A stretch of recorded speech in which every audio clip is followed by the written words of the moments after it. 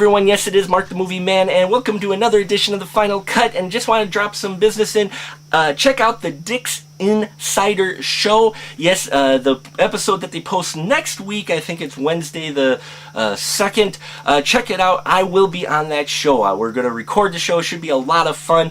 It is going to happen, folks. It'll be their Halloween edition, so we get to talk zombie movies, my favorite, among other things. So it should be a lot of fun, and you should check it out. Now, what was also a lot of fun, if you hadn't guessed already, was the Oshkosh Horror Film Festival 2011. And up on the chopping block now, we don't have a neck to cut because it's just ahead.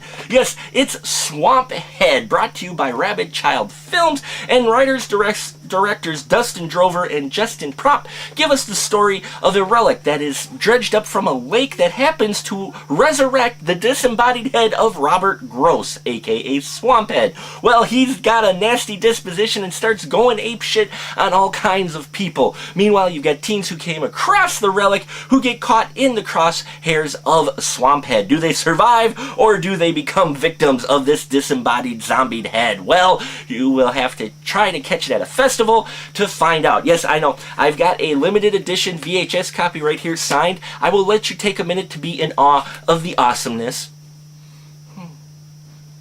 Okay, that's over. Now let's get back to the Swamphead. Is it good or is it not? Well, let me tell you, folks. This was another entertaining, surprising B-horror film. I saw the trailer for it online. I was like, just kind of like amateur monster movies. Like, okay, it's your B-horror, low-budget independent film. It may be okay. This movie had me rolling, laughing, and in disgust all at the same time. The roller coaster of emotions this movie takes you through is very impressive. Now, you wouldn't think the disembodied head of Robert Gross would be scary. Well, not quite scary, but it is impressive what they do with the effects that they have. A lot of the practical effects in there were fantastic. Gore horrors, you get plenty of gore out there. You got some great music in there from Machine Gun Joe. Yes, it is a band. Gotta love that band, and they also get caught in the crosshairs of Swamphead. You'll have to see what happens to them to find out. Now, as far as I'm aware, and I may be wrong, this isn't in mass distribution yet. It's still hitting the festival scene as well, available there. So, but once it does, and if you see it on your rental shelf, you should pick it up if you are a B horror movie fan. If they're going to be at a festival, you better go see it, because this is just fun, entertaining cinema. You can't take it too seriously. I mean, come on. It's about a disembodied head going on a rampage, killing people in mean and nasty ways. Really, we aren't talking no Schindler's List here, and screw your Paranormal Activity. I'd pay money for this one over that any day. Alright, folks.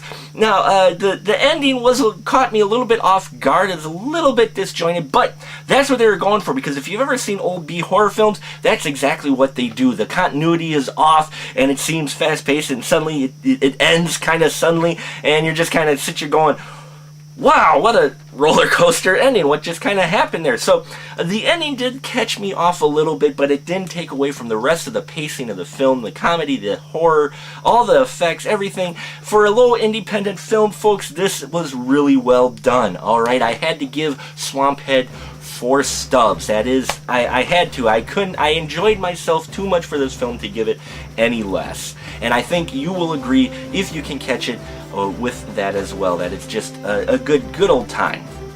And that'll about do it for us here at The Final Cut. Till next time, keep that ticket stub.